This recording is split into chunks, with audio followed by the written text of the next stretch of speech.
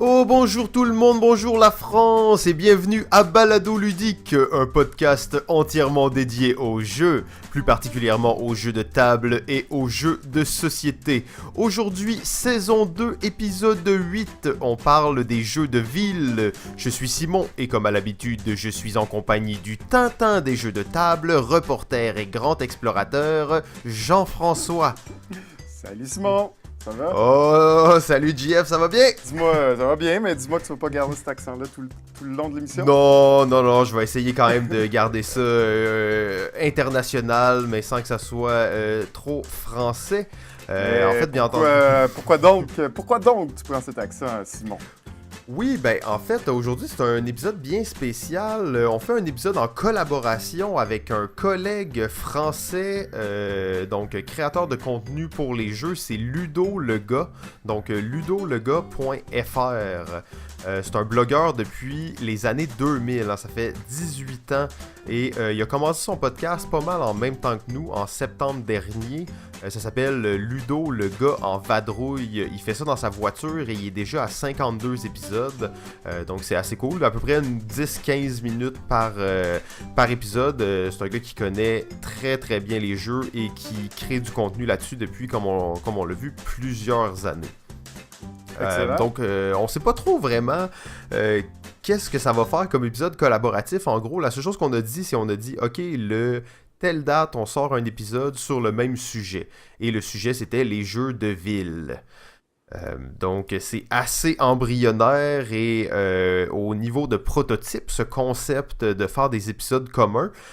Par contre, qu'est-ce qui va être intéressant particulièrement, c'est que l'épisode 11, le 3 mai prochain, on va faire un retour sur, dans le fond, qu'est-ce que Ludo, le gars, aura dit durant son podcast à lui. Donc, on va faire une espèce d'échange comme ça.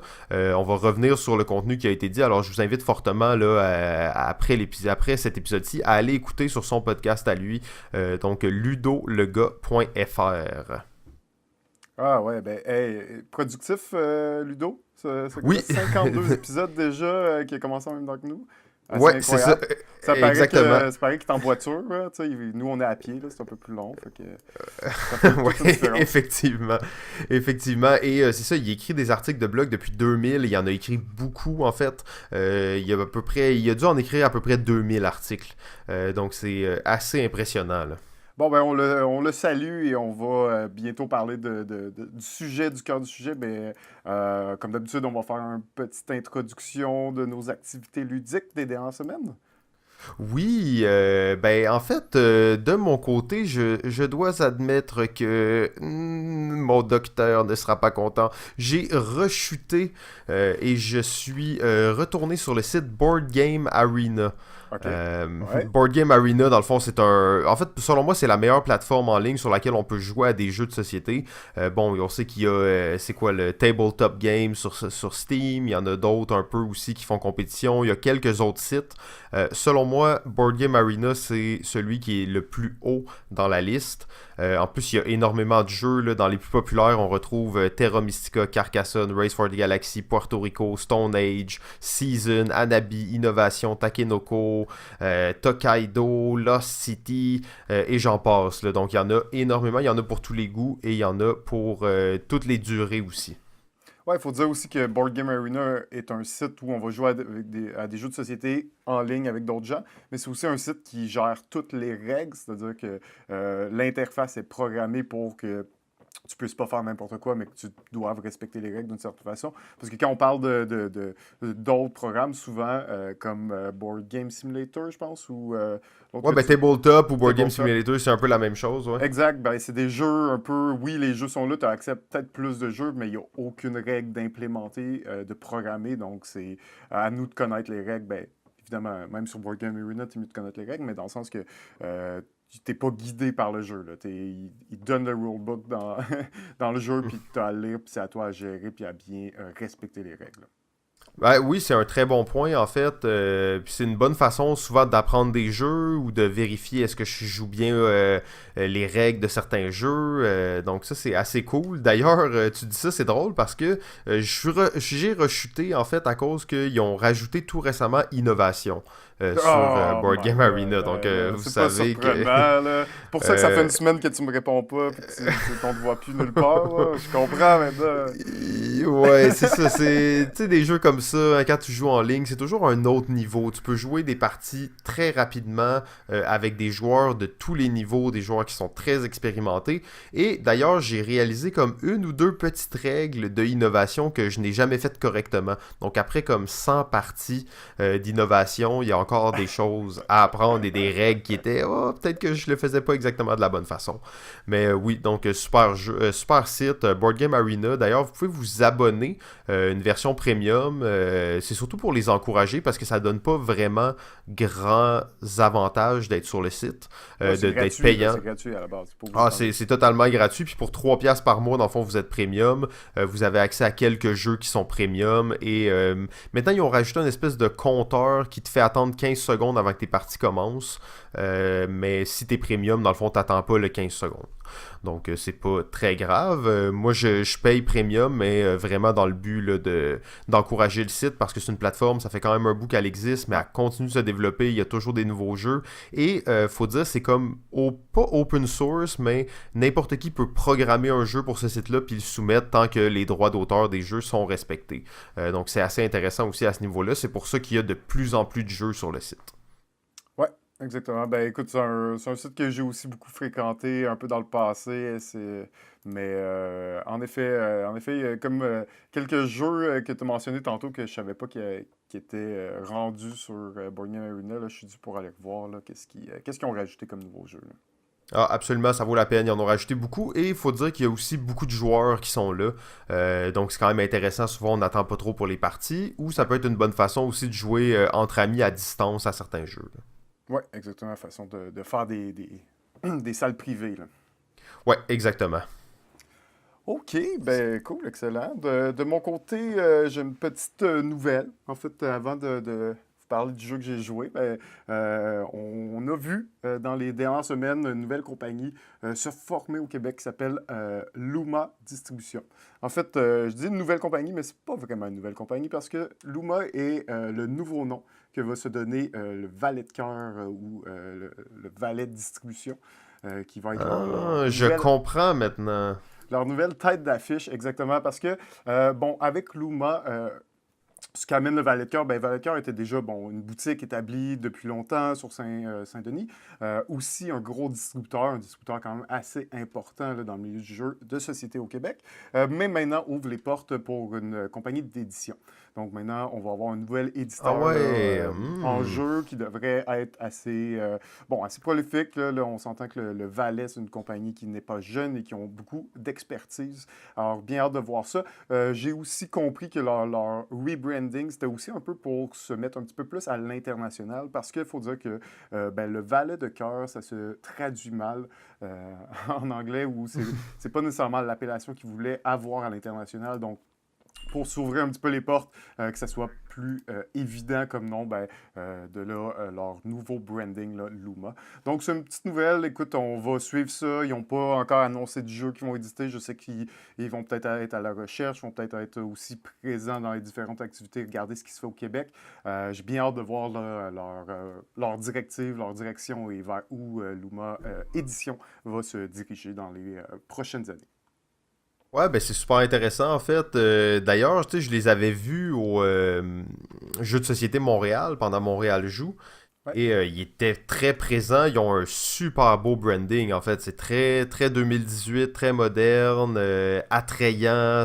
T'as le goût d'aller voir qu'est-ce que cette compagnie-là fait. Donc félicitations. Puis je leur souhaite bonne chance avec ce rebranding-là. Là. Ouais, exact. Cool. En fait, ça, c'est pas vraiment un jeu de société, mais bon, je vais rester dans la thématique. Board Game Arena, c'est virtuel.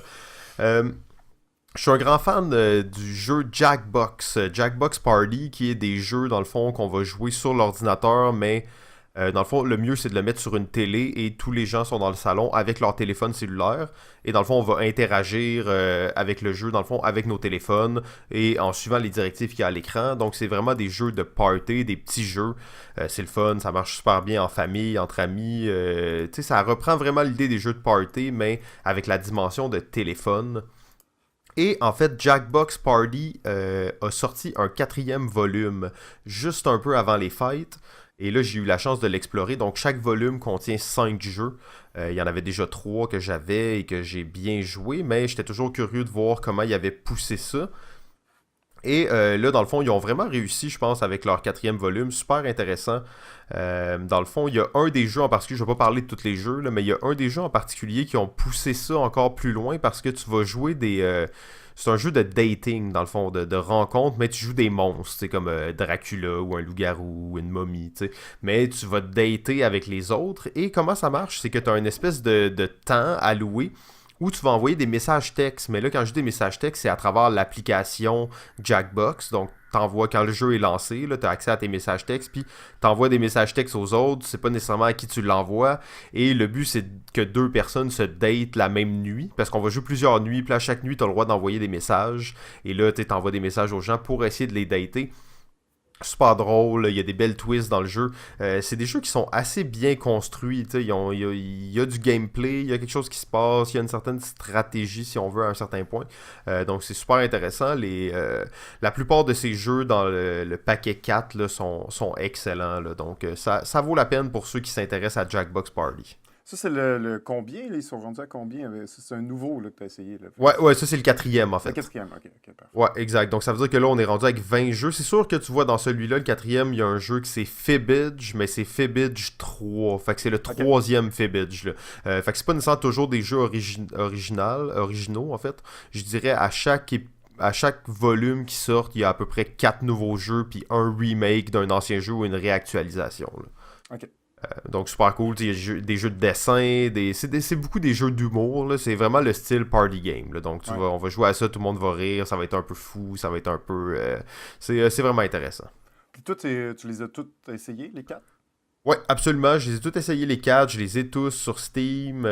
Puis en fait, c'est des jeux là, qu'à chaque fois on va dans des parties, c'est comme amène ton ordi, on va jouer à Jackbox. Donc ça marche très bien. Là. Est-ce qu'il y en aurait un en particulier que tu nous recommanderais plus peut-être pour commencer ou du monde qui veulent s'introduire à ça, peut-être ton meilleur ou le meilleur pour commencer?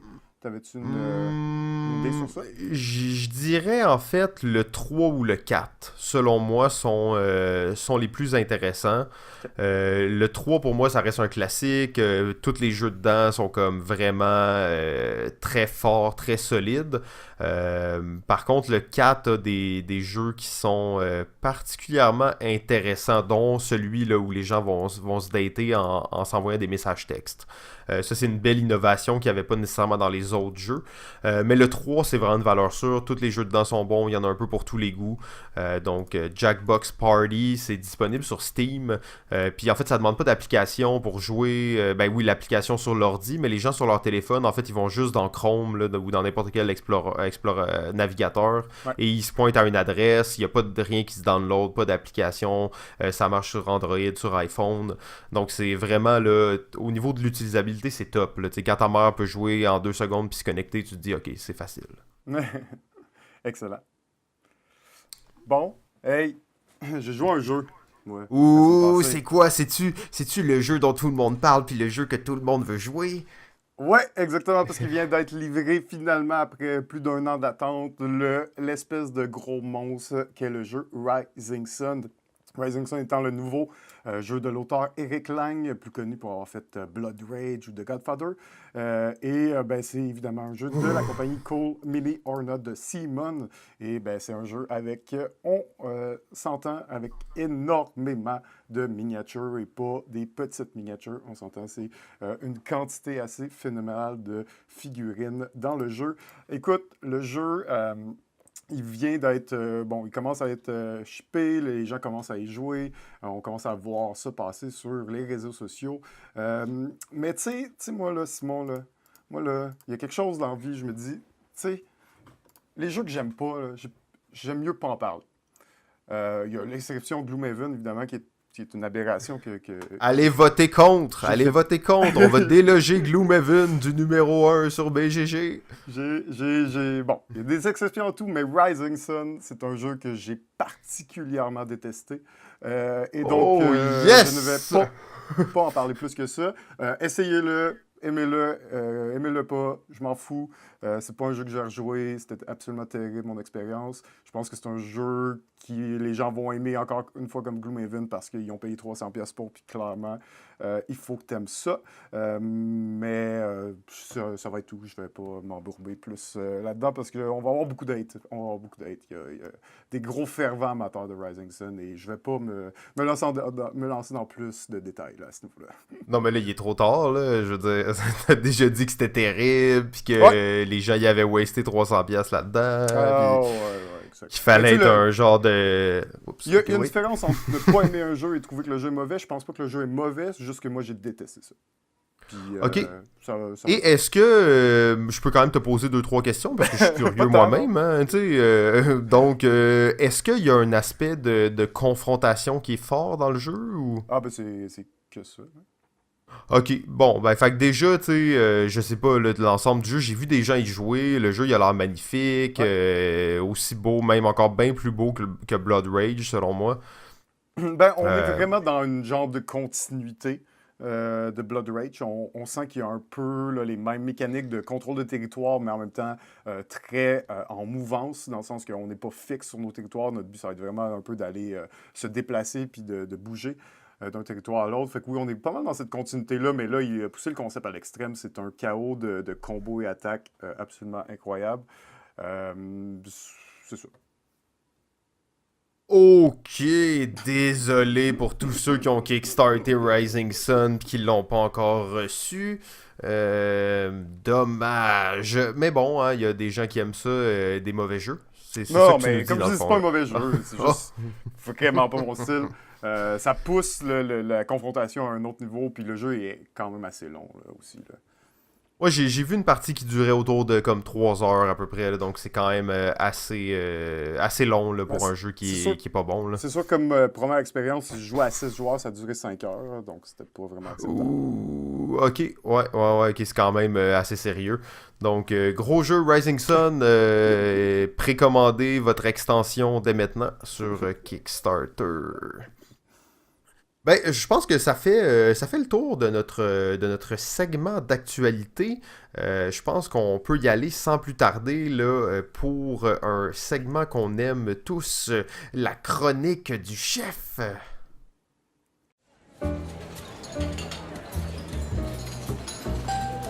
Découvrez les revers de l'industrie, ce qui se cache derrière les portes closes. C'est le moment de la chronique du chef, avec votre chef, JF.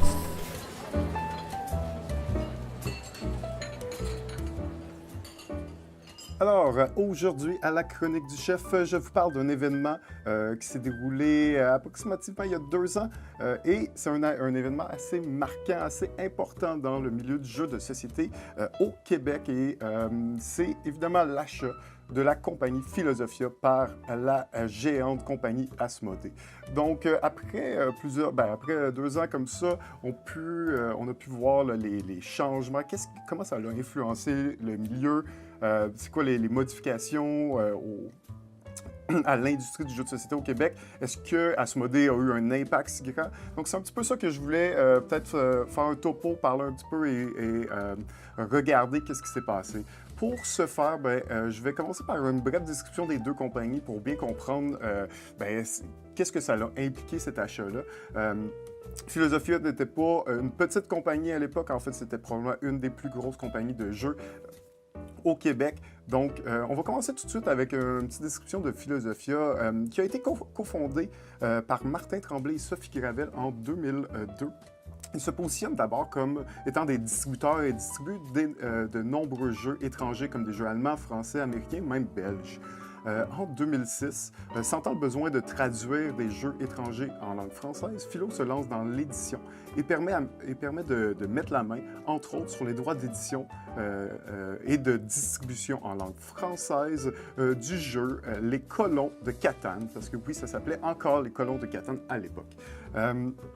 Ensuite, au début des années 2010, Philosophia a fait l'achat d'une compagnie qui s'appelait Play at Game, qui sont connus pour avoir leur premier jeu, pour avoir sorti le jeu Summoner's War.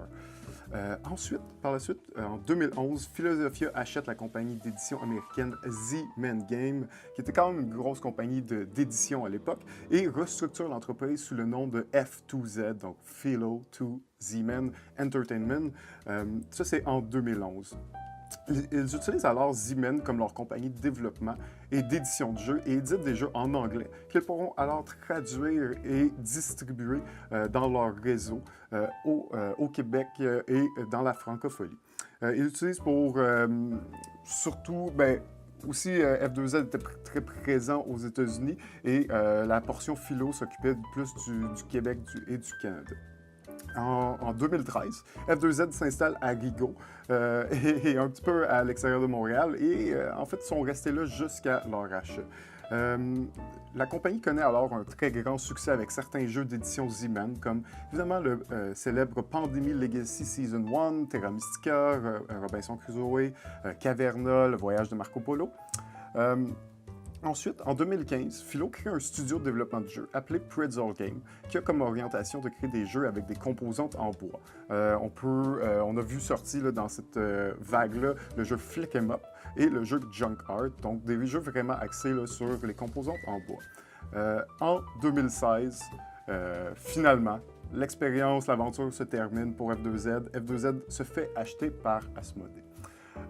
Asmodée, c'est pas n'importe quelle compagnie. On s'entend, c'est un géant du jeu de société en Europe qui vient s'installer et en achetant F2Z, vient récupérer évidemment tous les droits de distribution au Québec et vient aussi mettre la main sur toutes les compagnies ou les sous-factions de F2Z. Donc, pour Asmodée, Asmodée est né là, sous le nom de Cyros Prod, s'est changé avec le nom Ideo Jeux, puis est devenu Asmodée Édition, qui a été fondé en 1986. D'abord, il était spécialisé dans les jeux de rôle, et ensuite la société s'ouvre un peu plus sur le marché du jeu de société au tournant des années 90 et a édité entre autres le célèbre et encore célèbre de nos jours jeu Jungle Speed. Il se positionne aussi dans la section des cartes à collectionner comme Pokémon Trading Card Game. À partir de 2007, Asmodée, après avoir acquis un catalogue de jeux assez important et bénéficié d'investissements de fonds de placement, elle entame un développement qui lui fait atteindre en 2012 la deuxième place du marché français, derrière Hasbro, mais devant Mattel. Reprise par les fonds Eurazeo, à la fin des années 2013, elle devient la compagnie numéro 1 avec 24% du marché européen, leader de la distribution et de l'édition de jeux de société, et également leader des cartes à collectionner qui représentent à cette époque plus de un quart de leur chiffre d'affaires. Ensuite, le jeu Double, notamment, est venu en tête des ventes en 2013 et il est resté en 2014. Le jeu s'étant vendu en plus de 2,5 millions d'exemplaires dans le monde. C'est alors que Asmodée entame une expansion internationale et fait une série d'achats importants dans l'industrie un peu partout. Ça commence dès fin août 2014. Le groupe Asmodée rachète l'éditeur Days of Wonder, qui est l'éditeur, entre autres, du jeu Les Aventuriers du Rail. Ensuite, en novembre 2014, elle fusionne avec l'éditeur américain Fantasy Flight Game, qui exploite en Amérique du Nord les licences comme Star Wars, Les Seigneurs des Anneaux, Civilization, Battlestar Galactica. Ensuite, en 2015, Asmodée rachète l'éditeur italien Asterion et l'éditeur belge Pearl Game. En 2016, Asmodée annonce l'acquisition de Bergzala Enigma, leader de la distribution de jeux de société et de cartes à collectionner en Europe du Nord, dont au Danemark, en Suède, en Norvège ou en Finlande et aux Pays-Bas. Quelques mois plus tard, Asmodée annonce l'achat de la compagnie canadienne F2Z Entertainment, ce qui inclut évidemment donc les sous-branches dont Z-Man Game, Playad Game, Philosophia, mais par contre, Pretzel Game ne fait pas partie du deal. En début 2017, finalement, Asmodée achète Edge Entertainment. Donc, on peut voir que Asmodée n'était pas un petit joueur quand il est arrivé au Québec. Et quand on a pris cette compagnie philosophique qui était quand même assez établie, qui était quand même un gros joueur dans l'industrie. le réseau de distribution canadien, les différents studios de développement qui ont passé entre les mains du géant français Asmodée, a quand même eu un impact sur la dynamique de l'industrie du Québec. Parce que ce qu'il faut comprendre d'une certaine façon, c'est que tous ces jeux, là, quand on parle des compagnies comme Days of Wonders, Fantasy Flight, bien, ces compagnies-là, même s'ils appartenaient à Asmodée, au Québec, au Canada, étaient distribués par d'autres compagnies parce que Asmodée n'avait pas un pied à terre ici sur notre région. Donc, entre autres, ici au Québec, on a la compagnie Dude Distribution qui avait les licences là, de la compagnie Fantasy Flight. Évidemment, quand Asmodée s'est pointé le nez au Québec, Asmodée est allé rechercher, donc est allé récupérer le droit de distribution pour toute cette ligne de jeux-là. Et quand on perd Fantasy Flight Games dans notre collection de jeux en tant que distributeur, c'est évidemment un gros coup. C'est un coup dur à absorber. D'où Distribution a réussi à se retourner de côté, a réussi à aller chercher des nouvelles lignes de produits, des nouveaux éditeurs, comme entre autres Ankama. Mais a évidemment dû s'adapter assez vite à une perte de revenus et une perte de son public cible là, qui était très axé sur les jeux américains. En acquérant Philo, Asmodée récupérait tout son réseau de distribution et donc toute la bannière des jeux. On s'entend qu'en ce moment, Asmodée est un gros joueur au Québec qui a évidemment changé un petit peu la dynamique entre les industries. Je dirais que c'est surtout d'autres distributions qui a subi le foot de Asmodée. Principalement, les autres distributeurs se sont quand même sortis assez bien. Mais maintenant, Asmodée est présent au Québec et une des choses positives, évidemment, qu'amène Asmodée, c'est leur présence dans les événements ludiques. On s'entend, c'est un gros joueur, ils commencent à être très présents et à... dans le fond, faire un petit peu plus de promotion et encourager un petit peu plus l'industrie même au Québec. C'est pas là, le gros topo que j'ai à vous dire. Il n'y a pas de grosses surprises dans tout ça. Depuis ce temps-là, l'industrie s'est régularisée. Ça s'est replacé. Je pense que toutes les compagnies qui ont subi un peu de pertes ont réussi à se repositionner et sont restées en vie malgré tout. Mais ça me posait une question en sorte que souvent on a l'impression que c'est les compagnies d'édition qui sont souvent très présentes dans les événements, qui sont des grosses compagnies, tout ça, mais on se rend compte qu'avec Asmodée, gros réseau de distribution qui se met à acheter des éditeurs, on se rend compte que Philosophia, en fait, avait fait la même chose à la base, était un gros distributeur et s'est mis à acheter des compagnies d'édition comme Zimen ou même créer des studios de développement de jeux comme Pretzel Game. Donc, on se rend compte qu'il y a une dynamique dans l'industrie qui fait que souvent les distributeurs, pour se sécuriser des lignes de produits, vont, et s'ils ont les moyens et si l'entente se passe, mais vont être de plus en plus portés à vouloir acheter des éditeurs. Parce que, imaginons qu'il y a quelques années, Dude, sur un gros roulement de dés, aurait décidé d'acheter ou de fusionner avec Fantasy Flight, c'est une compagnie qui serait restée avec eux et ils n'auraient pas perdu ces droits-là avec l'achat d'Asmodée. Donc, on peut comprendre un peu plus comment fonctionnent les interrelations entre les deux industries, les deux types de compagnies. Comme les distributeurs sont très, très, très dépendants des studios de développement, très dépendants des jeux créés par ces studios d'éditeurs-là. Aussi, il faut dire que les éditeurs ont souvent des types de jeux très précis qu'ils produisent, ce qui fait en sorte que quand un éditeur distribue une ligne de produits d'un éditeur, ça fait aussi que ça cible son public cible. Ça fait en sorte que ça un peu restreint son type de marché sur un certain type de joueurs, de public. Donc, c'est pas pour rien qu'on voit peut-être de plus en plus des distributeurs faire ce mouvement-là, faire ce genre d'achat-là pour être sûr et de sécuriser certaines lignes, ce qui leur permet évidemment d'avoir une plus grande sécurité dans l'avenir. De l'édition et rester très compétitif et garder son public cible fidèle à leur marque. Donc, voici un petit topo sur l'achat d'Asmodée l'achat de Philosophia par Asmodée au Québec. Ça n'a pas non plus révolutionné, c'est-à-dire que ça n'a pas tout changé.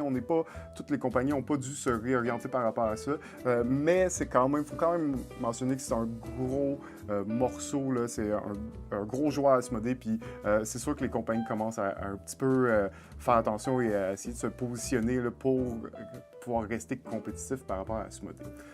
Donc voilà. C'était la chronique du chef avec votre chef, JF.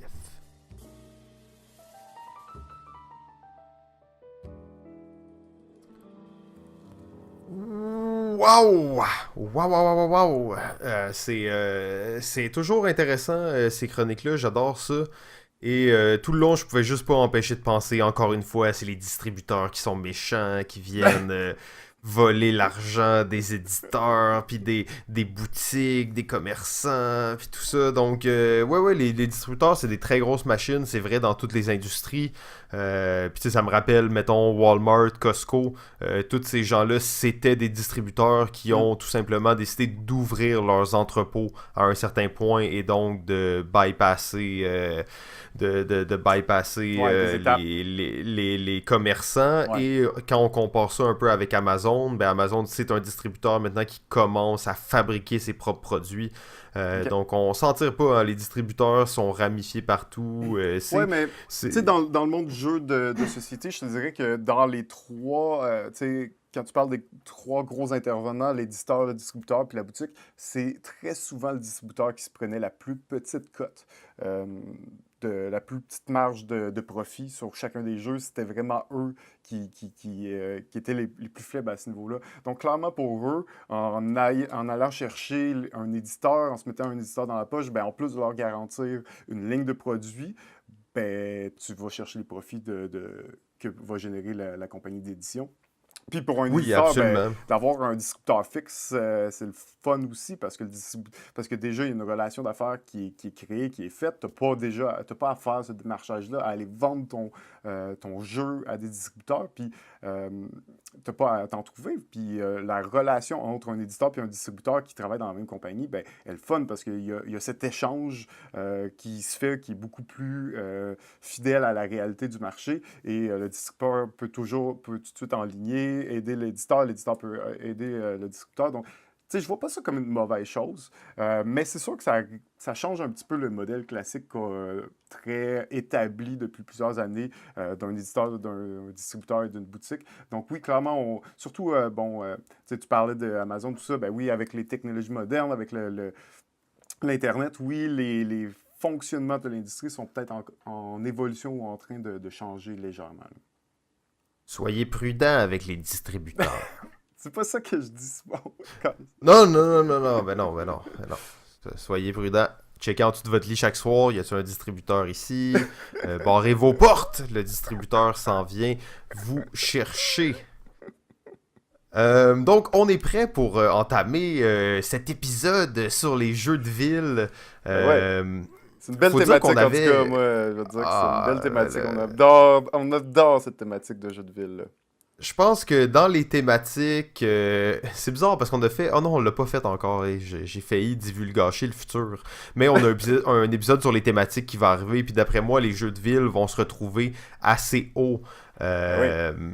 Assez haut, là, dans le fond, dans les thématiques favorites qu'on a, c'est des jeux qu'on a toujours adorés. Ça remonte bien avant l'époque des jeux de table. Ça remonte à l'époque de SimCity 2000.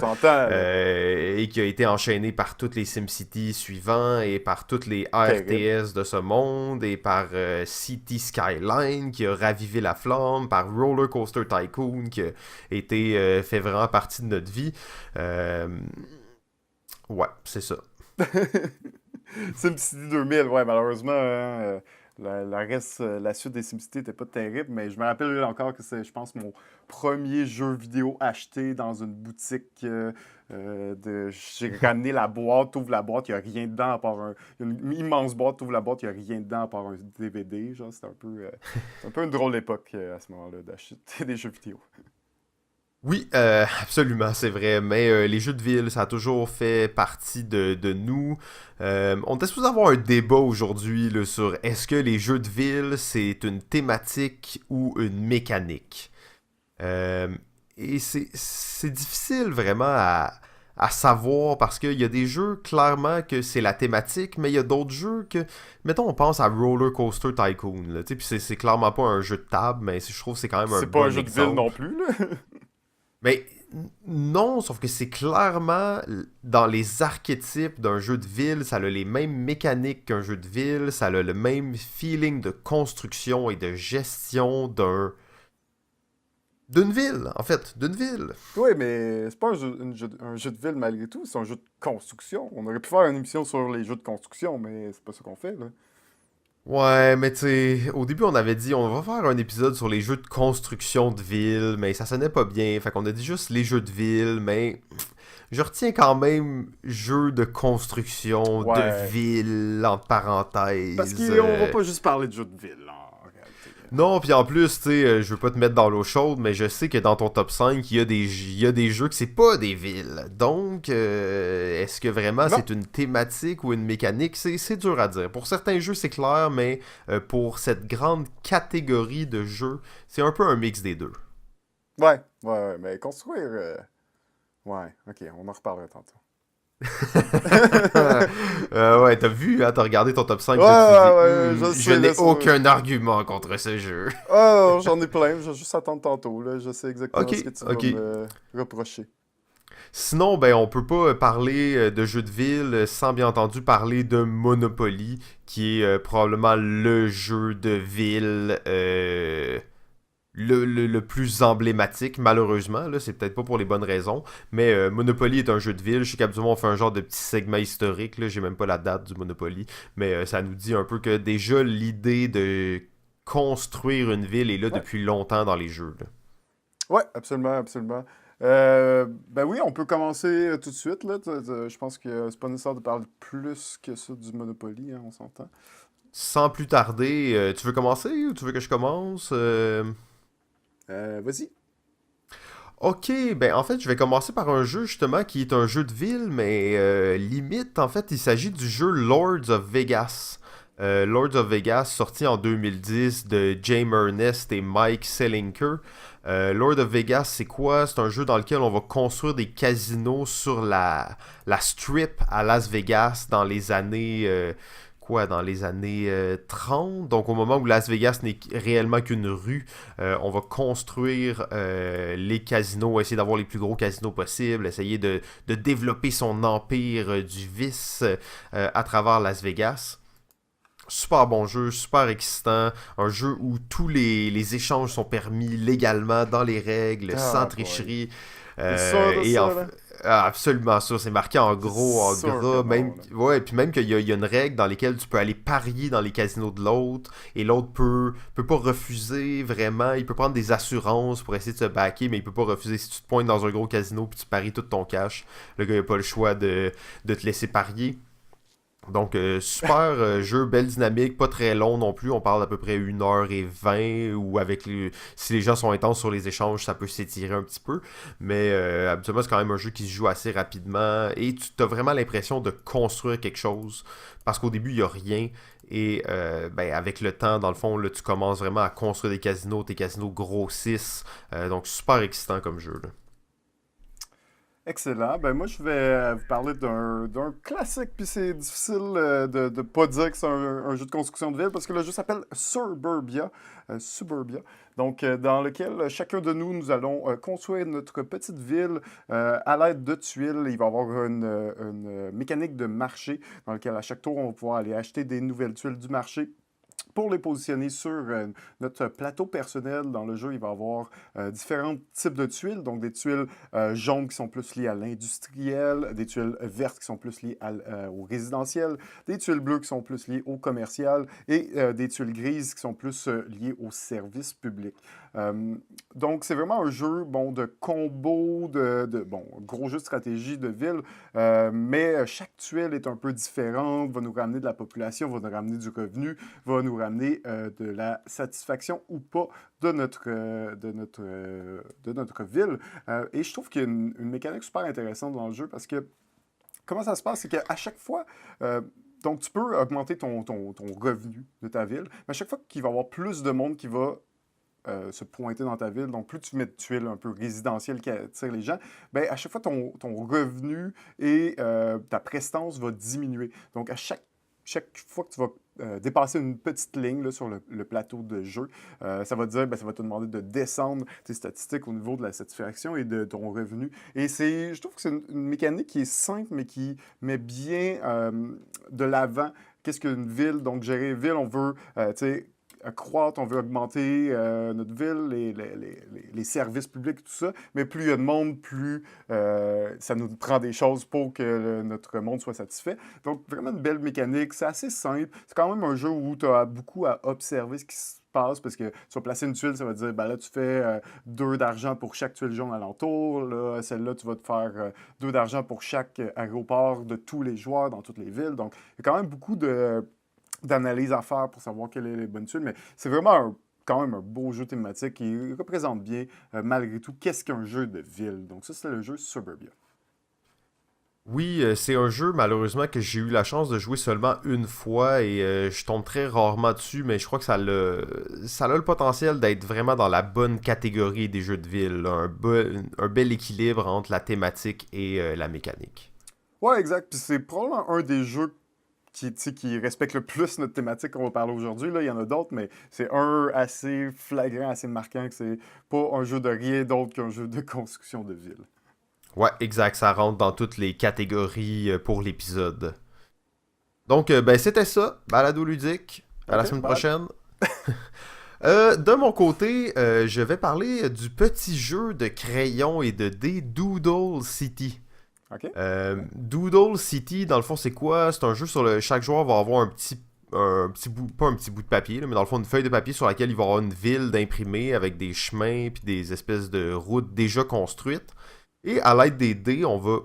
Dans le fond, on va brasser toutes les dés, puis à tour de rôle, chaque joueur prend un dé, et le dé va lui indiquer où, sur quelle case il peut tracer une nouvelle ligne pour continuer sa ville.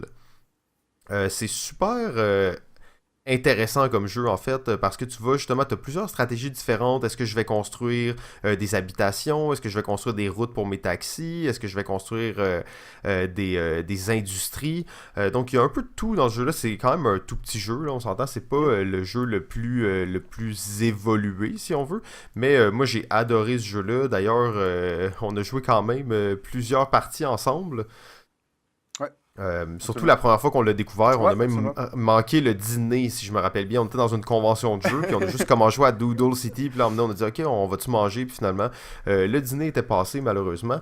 Mais jeu assez intéressant, puis c'est un jeu de ville, un jeu de construction de ville, mais aussi un jeu de dessin, et c'est un jeu qui est très accessible, là, donc très simple à comprendre pour tout le monde, plusieurs stratégies différentes, très, très intéressant. Ouais, c'est un des premiers jeux qui a mis peut-être le pen and paper, là, on appelle ça comme ça, les jeux de pen and paper, qui l'a mis un peu de l'avant parce que c'est pas, bon, on connaît le classique Yadzi, des trucs comme ça, mais c'était pas nécessairement quelque chose de populaire et dans les dernières années, il y a vraiment plusieurs jeux qui sont sortis dans ce style-là et il y en a plusieurs, en fait, il y en a au moins deux qui s'en viennent dans l'année. Un jeu que j'ai pas eu la chance d'essayer, mais que j'ai entendu parler puis qu'on dit qui est excellent, je pense qu'il s'appelle Welcome.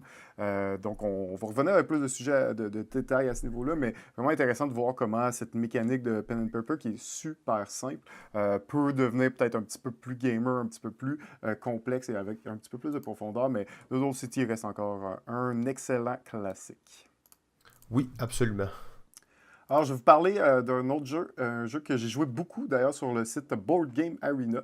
En fait, juste sur le Ouh! site Board Game Arena, je pense avoir jamais joué en vrai. Et c'est le jeu qui s'appelle The Palace of Carrara, les palais de Carrara, designé par le célèbre Michael Kisling et Wolfgang Kramer, des auteurs qu'on apprécie beaucoup. C'est un jeu de construction de ville un petit peu abstraite, si on veut, dans la mesure où il y a comme 6 villes en jeu, et chacun de nous, on va aller construire des monuments, des bâtiments dans ces 6 villes-là. Il y a une mécanique aussi de ressources très intéressante avec la roulette qui va nous permettre d'aller chercher des ressources d'un certain type, mais dépendamment de où les cubes sont positionnés dans la roulette, tu ne pourras peut-être pas sélectionner tout. Il y a des ressources plus rares, des ressources qui vont te permettre les utiliser dans une seule ville, alors que tu as la ressource la plus cheap qui va te permettre de l'utiliser dans n'importe quelle ville. Et donc, il y a vraiment un beau système. C'est très, très euro, là, on s'entend. On n'a peut-être pas ce feeling de construction de ville-là, mais c'est vraiment ça qu'on fait. Mais c'est juste qu'il y en a 6, puis chacun de nous, on va construire des trucs dans les villes jusqu'à ce qu'on puisse peut-être devenir maire de ces villes-là, donc claimer la majorité. Ça fait quelques années que je l'ai joué, je ne peux pas vraiment vous en parler plus, mais c'était vraiment un excellent jeu de gestion de ressources et de construction de villes pour moi, qui reste encore très bon aujourd'hui. Il s'appelle le Palais de Carrara. Ouais, ben ça a l'air cool. J'avais jamais entendu parler de ce jeu-là. J'ai regardé quelques photos, tout ça. Ouais, Donc, il y a quand même un beau système avec la roue, ouais, justement. Et la seule chose, j'ai vu qu'il y avait des paravents. Là. Moi, je suis pas très bon avec les paravents, mais ça, ouais, on aussi. pourra revenir Ça- là-dessus dans un prochain épisode. Bon, peut-être que là, ça va être un peu discutable au niveau des jeux de ville, mais j'irai avec le jeu Mermise. Ouais, bon. Mermise, Un jeu de fourmis. sorti en 2012 de Johan Levette. Donc, comme tu l'as dit, oui, c'est un jeu de fourmis. Mais on s'entend que le but, c'est quand même de construire une fourmilière immense et un réseau de fourmis. Donc, je trouvais que ça rentrait assez bien là, dans la catégorie des jeux de création de villes.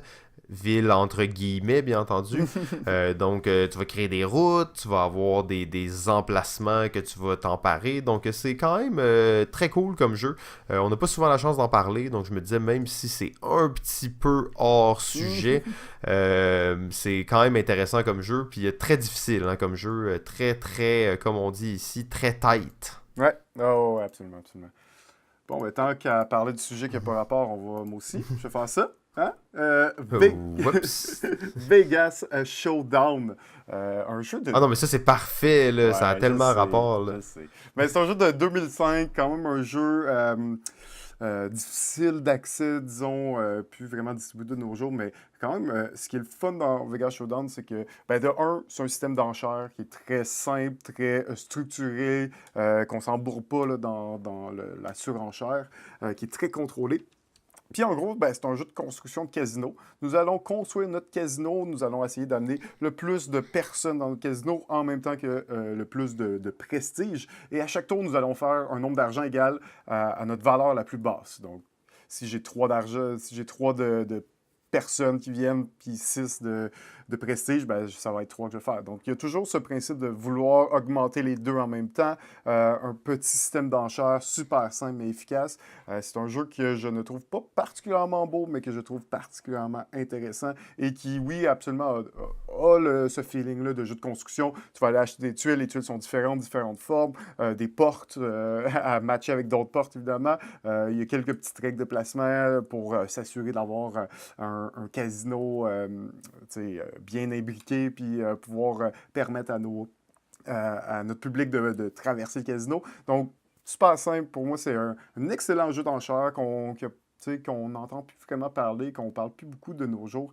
Mais peut-être un petit jeu là, qui mériterait une réédition. Là. Une réédition, on s'entend qu'il y a de l'allure parce que la vieille édition était assez, comment dire, des plateaux personnels en papier. C'est un peu ordinaire, tu sais.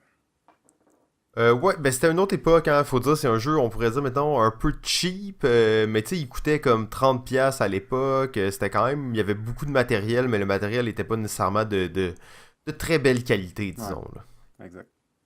Mais oui, très bon jeu, puis justement, tu construis un casino, mais t'as vraiment le feeling d'un jeu de construction de ville, là.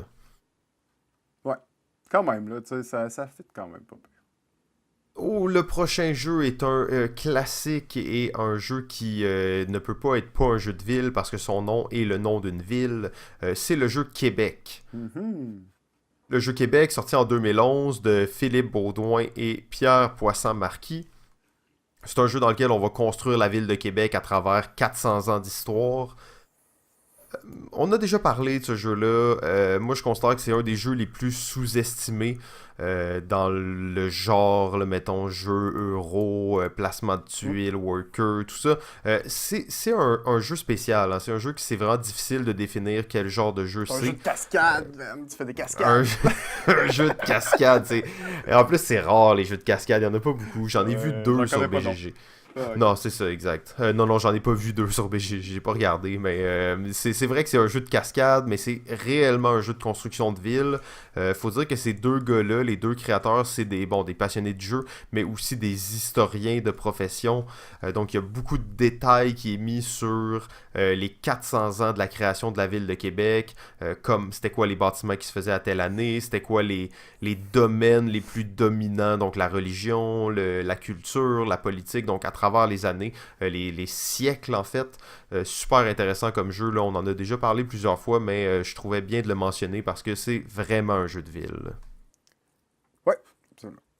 Alors, un autre jeu de ville, un jeu assez majeur, évidemment, dans l'histoire du jeu de société, sorti en 2002 par l'auteur Andreas Seifert, et c'est le jeu Porto Rico. Alors, dans Porto Rico, nous allons construire le Nouveau Monde, et oui, nous allons construire notre ville, sur le Nouveau Monde, nous allons devoir produire des ressources, produire du café, du blé, de l'indigo pour revendre en Europe et faire des profits, faire des points de victoire. Il y a ces deux aspects, donc nous allons construire des bâtiments dans notre ville, des bâtiments qui vont nous donner des pouvoirs, des bonus ou tout simplement nous permettre de produire et de cultiver des ressources comme le sucre. Et tu as aussi l'aspect de construction de tes champs, parce que oui, tu vas devoir aller acheter des champs et les construire pour produire des ressources. Donc, superbe jeu. Chacun va construire sa propre ville, son propre village plutôt. Mais il y a vraiment une bonne interaction entre les joueurs de par sa mécanique et de par l'espèce de course à devoir envoyer le plus de ressources possible en Europe pour faire le plus de points de victoire. Parce qu'il y a un nombre de points de victoire à chaque début de partie. On va prendre un nombre de points de victoire et quand il n'y en a plus, c'est une des façons que la partie va se terminer. Donc on sent cette espèce de course. Dans cette construction, essayer d'être optimal. Est-ce que ça vaut la peine que je construise un tel type de bâtiment ou tel autre? Qu'est-ce qui va m'avantager le plus? Donc, ça, c'est un grand chef-d'œuvre pour moi, un chef-d'œuvre indémodable qui se nomme Porto Rico. Oui, absolument. C'est pas un jeu que j'ai eu la chance d'assez jouer dans ma vie, là, mais je reconnais à quel point c'est un Mais classique. tu vois, ce jeu, encore une fois, sur Board Game Arena, j'en ai fait plusieurs parties, des quantités incroyables de parties sur Internet, ce qui permet, c'est quand même un long jeu assez complexe. Ce qui est le fun, Board Game Arena, comme tu mentionnais, c'est aussi très rapide, les parties, c'est beaucoup plus rapide. Toute la mise en place, le setup, se fait automatiquement. Et c'est un jeu, là, après plusieurs parties, tu te rends compte que ce jeu-là est extrêmement bien ficelé. Et souvent, c'est 3-4 coups à l'avance qu'il faut que tu penses pour pouvoir bloquer ou pouvoir faire telle action. Les joueurs, c'est un jeu qui est là depuis longtemps, donc il y a énormément de joueurs très expérimentés et tu peux voir là, la différence entre un joueur expérimenté et un joueur débutant à ce jeu-là. C'est pour moi là, un des grands chefs-d'œuvre dans le jeu de société. Magnifique. Donc, on pourrait pas parler de jeu de ville sans parler du jeu de ville. Le jeu de Ah ouais, ville. il y en a un. Sim City, the card game. OK. OK. Sim City, the card game, 1994. Qu'est-ce que c'est que Sim City, the card game? C'est un collectible card game. Donc, basé sur le jeu SimCity, dans lequel les joueurs vont faire des decks et vont faire s'affronter leur ville. J'ai jamais joué.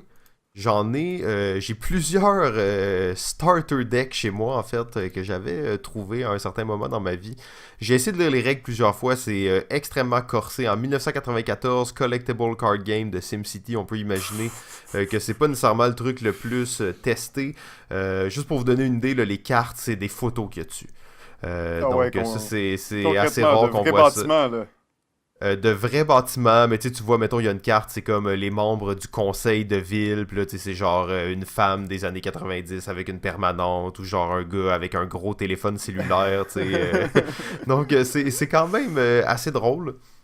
Je pense pas que c'est très bon, malheureusement, mais je serais vraiment intéressé de me faire une partie. Donc, s'il y a des gens qui connaissent ce jeu-là, là, dites-le moi. J'ai probablement quelques bonnes cartes ici. On pourra se faire des decks et explorer ça ensemble. Bon, ben, un autre classique là, dans les jeux de ville, et c'est un jeu de cartes qui se nomme Seven Wonders. Ce classique jeu de 2010, créé par Antoine Boza, est un jeu de draft, un des premiers d'ailleurs jeux de draft, dans lequel c'est tout simplement un jeu de cartes. Nous allons avoir une plaquette devant nous qui va représenter une merveille que nous allons tenter de construire durant la partie. Euh, Et chacune des cartes, à chaque tour, on va avoir l'option d'acheter les cartes. Les cartes vont représenter des bâtiments. Donc, plusieurs types de bâtiments, plusieurs couleurs qui représentent ces types-là, qui vont avoir différentes actions qui vont nous permettre d'acheter plus de ressources, de produire des ressources, d'acheter plus facilement aux joueurs à notre droite ou à notre gauche, ou de faire la guerre. Parce que c'est ça que font les villes aussi, la guerre. Donc, Seven Wonders, je veux pas, tu sais, en parler très longtemps parce que je pense que c'est un jeu qui est assez connu, qui est assez marquant aussi. Évidemment, en parlant de Seven Wonders, on peut évidemment mentionner le jeu Seven Wonders Duel, qui est la version à 2 joueurs que j'affectionne particulièrement, qui est un magnifique jeu et une belle adaptation du système de draft en à 2 joueurs. Donc, tu as peut-être moins ce sentiment de construction-là parce que c'est vraiment un petit peu plus abstrait, où ça va être tout simplement des cartes, il n'y aura pas de plateau en tant que tel, mais on sent quand même bien la thématique, puis c'est un jeu assez marquant là, dans ce style-là. Oui, absolument. Bien vu pour Seven Wonders. Bon, ben là, le jeu. Le jeu Ouais, de ville. Euh, Ça me rend triste parce que réellement, c'est selon moi ce qui s'approche le plus du jeu de ville de mes rêves. ok. C'est le jeu qui aurait pu, selon moi, être le meilleur jeu de ville de tous les temps et être un jeu qui est encore joué en ce moment. Malheureusement, je crois que c'est un jeu qui n'est plus beaucoup joué. Il s'agit du jeu Urban Sprawl, Ouais. sorti en 2011 de Chad Jensen, donc qui est le même auteur que Dominion Species, donc déjà ça partait avec des grosses attentes. Ce jeu-là a presque tout pour être un chef-d'œuvre. Ok, on ressent vraiment le feeling de construire une ville qui part de rien, puis qui grossit, puis qui prend de l'ampleur, dans laquelle on va éventuellement, on va construire des aqueducs, des parcs, mais aussi des stades olympiques et tous les bâtiments qu'on peut imaginer dans une ville. Bien entendu, c'est pas un petit jeu, c'est un jeu quand même assez massif. On parle d'un 3 heures approximativement ici. Malheureusement, le gros problème de ce jeu-là, et là ça fait un petit bout que j'ai pas joué, mais selon moi c'était le niveau de hasard dans le jeu, donc le fait que la plupart des constructions vont se faire à l'aide de cartes dans ce jeu-là, et les cartes, donc si à ton tour t'as une bonne carte, ben tant mieux pour toi, si à ton tour t'achètes une carte pas si bonne et que tu révèles une meilleure carte pour le joueur suivant, ben c'est toujours un peu dommage, puis je trouve que ça a un côté un peu trop ancien, si on veut, pour les jeux qu'on a maintenant. Donc, c'est pas Ouais. nécessairement un marché que tu vas voir à l'avance, que tu vas pouvoir planifier. Non, à ton tour, tu achètes quelque chose, tu retournes une nouvelle carte pour le prochain joueur. Et si lui, c'est une carte qui lui convient, ben, tant pis pour toi. Par contre, c'est ça, c'est un jeu qui me déçoit un peu, là, parce que j'avais tellement d'espoir face à ce jeu-là. J'étais tellement excité, je croyais qu'enfin le jeu de ville parfait existait. Malheureusement, ce n'était pas le cas. Ouais, c'est un jeu que j'ai pas eu la chance d'essayer justement parce que je pense que à l'époque où tu l'avais acquéri, c'était pas mal dans. Ça fait longtemps, là. Ça fait quelques Ouais, années quand même, 2011 en là. C'était fait, hein, pas mal. c'était... ouais. C'était pas mal dans nos débuts, puis je pense que tu avais joué une coupe de game, puis finalement, c'est un jeu que tu n'avais jamais ressorti, donc j'avais pas eu la chance de l'essayer, ou tant mieux, dans le fond, comment t'en parles. Là. Ouais, malheureusement, tu sais, parce que c'est Ouais, vraiment un jeu là, qui a tout pour être un succès. Là. ouais. Ben, le temps file, par contre, là, je suis excessivement triste de voir à quel point il y a beaucoup de jeux qu'on n'a pas parlé. Ouais, ouais, Euh, ouais, en effet. donc, je te propose en fait un genre de mini rafale. Je vais te nommer des jeux, bang, bang, bang, tu me dis une phrase par jeu, c'est bon? Ok. Ouais, ouais, Ginkgo Police. ouais, ouais. Ginkgo Police. Euh, Urbanisme. Ok, parfait. Ça, c'est un mot, mais c'est pas grave. Sunrise City. Euh, des bâtiments qui s'empilent l'un sur l'autre. Oh oui, magnifique, beau jeu de ville. Saloon Tycoon. Des bâtiments qui s'empilent l'un sur l'autre. Ah, Oui, non. magnifique, mais Non, c'est pas ça. western. Ben, c'est un petit peu le même principe, mais celle-là, c'est vraiment, tu vas construire des étages, hein, si je ne me trompe pas. Ouais, exact. Donc, tu vas comme devoir remplir les quatre coins pour finalement construire un étage supplémentaire. C'est un jeu qui est quand même assez cool, assez récent, 2016, je crois, Ouais. où tu construis un saloon. C'est pas le meilleur jeu, mais quand même, c'est un jeu intéressant. Acquire. Un excellent jeu quand tu joues avec les bonnes règles. Torres. Euh, Jeu de petite tour. Oui, exactement. Un jeu dans lequel on va construire, dans le fond, des châteaux médiévaux et on va vraiment ressentir bien la thématique. Donc, on s'en est claqué quelques-uns. Peut-être un dernier, vu que c'est un de nos chouchous de l'émission, Blueprint. Oui. Jeu de dés de construction. Magnifique. Donc là, je me sens un peu mieux parce qu'on a comme, tu sais, balayé notre liste. On n'aura pas à revenir là-dessus, pas faire un épisode 2. On aurait pu prévoir ça un peu mieux, mais le temps filait et il y avait tellement de jeux intéressants, fait que je voulais quand même prendre la peine d'en mentionner quelques-uns supplémentaires. Ouais, exact. Puis, ben, ouais, c'était le fun, ce petit truc-là. Hein. C'est mieux Un que juste du petit... name dropping, parce qu'on aurait pu faire ça, mais Bon, intéressant. au moins, on dit un petit commentaire. Donc, on va peut-être réessayer ça dans le futur. Donc, on est rendu déjà au top 5. Oui! Top 5! Mais avant... Ah non. Sans respect, l'amour est perdu. Sans entretien, l'amour est ennuyeux. Sans honnêteté, l'amour est triste. Et sans confiance, l'amour est instable. Ça ou ça, édition romance. Avec qui passerez-vous la prochaine soirée? Ok JF, alors tu te retrouves dans la vie à devoir choisir un partenaire entre deux partenaires. Ces partenaires-là ont toutes une qualité et un défaut assez majeurs. Donc, que vas-tu choisir? En premier, nous avons donc du côté A. Ton partenaire, ta partenaire, on va y aller plus explicitement. Donc, elle peut se transformer en n'importe quel véhicule. Donc, Ok. tu peux, bien entendu, conduire ces véhicules-là. Elle peut traverser de longues distances. Elle s'alimente en essence. Et c'est ça, tu peux contrôler ces véhicules. Donc, on peut imaginer pas mal n'importe quel véhicule réel. Donc, pas de fusées, de choses. Ben, des fusées peut-être, mais tu sais, mettons plus là, des hélicoptères, des sous-marins, des 4x4, des Sea-Doo, peu importe ce que tu veux. Donc, ça, c'est sa qualité. Ça peut être un véhicule des Sentinelles de l'air ou... Non, non, c'est ça. Faut que ce soit des véhicules réels, malheureusement. Ouais, c'est ça. Donc, sinon, ça serait trop facile. Et là, bon, s'il y a des enfants à l'écoute, peut-être que vous pouvez skipper comme 5 minutes parce que c'est un peu plus rough des fois. Donc, vous pouvez peut-être skipper ça.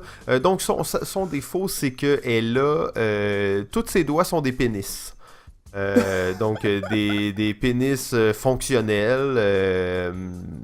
Donc, elle peut quand même prendre des objets, mais tu sais, c'est un peu difficile. Puis, ben, ça a quand même certains avantages, même si c'est un défaut, comme quand elle donne une claque d'en face à quelqu'un, c'est vraiment drôle. Donc, c'est ça. Attends, là, j'ai beaucoup de questions. Là. Attends une Oui, seconde. ok. Attends une seconde. Probablement, quand elle est en voiture, on voit pas ses mains. Là. Non, elle a pas de doigts, tu sais, on s'entend, Ok. sauf qu'elle est pas tout le temps en voiture, là, tu sais, Non. parce que tu sais, c'est quand même ta partenaire, là, Ok. donc elle est pas tout le temps en voiture, tu sais. OK. Puis, est-ce que ses doigts ont des besoins ou des désirs particuliers? Non, non, non, mais tu sais, Ok. on peut s'imaginer que pendant qu'elle est excitée, ben, ils deviennent plus... plus gorgés de sang, disons. Puis, j'imagine qu'elle doit avoir quand même des bons gants là, pour un peu camoufler ça. Là. Ouais, mais tu sais, elle aime pas ça parce que ça sue, pis tu sais, comme elle aime mieux les avoir libres. Tu sais, elle sait que c'est pas normal, mais tu sais, elle est gênée, mais pas trop. Tu sais, elle préfère quand même avoir ses doigts libres à l'air, là, tu sais. Ouais, OK. Ok, peut-être l'hiver, elle a des mitaines, là. Ok, donc le deuxième B, donc la deuxième partenaire possible, elle a des billets pour tous les spectacles possibles du monde. Donc n'importe quand que tu vas aller voir un spectacle, tant que t'es là, elle a des billets. Donc tu y vas avec elle, toujours des bonnes places en plus, donc toujours des bons billets. Tu peux toujours te faire inviter et la plupart du temps elle a aussi une passe pour aller backstage, donc c'est très VIP, donc peu importe le show, elle a des billets, puis même si le show il est ultra sold out, tout ça, non, elle a des billets. Par contre, lorsque lorsque vous faites du sexe, en fait, elle peut pas s'empêcher de te frapper. Donc c'est ça en fait qui l'excite si on veut. Donc elle te frappe de toutes ses forces, mais elle a une force moyenne, donc ce qui est quand même assez respectable. Donc c'est obligatoire si tu veux avoir des rapports avec elle. Puis ça prend absolument ça, là. Donc elle te frappe habituellement dans le visage.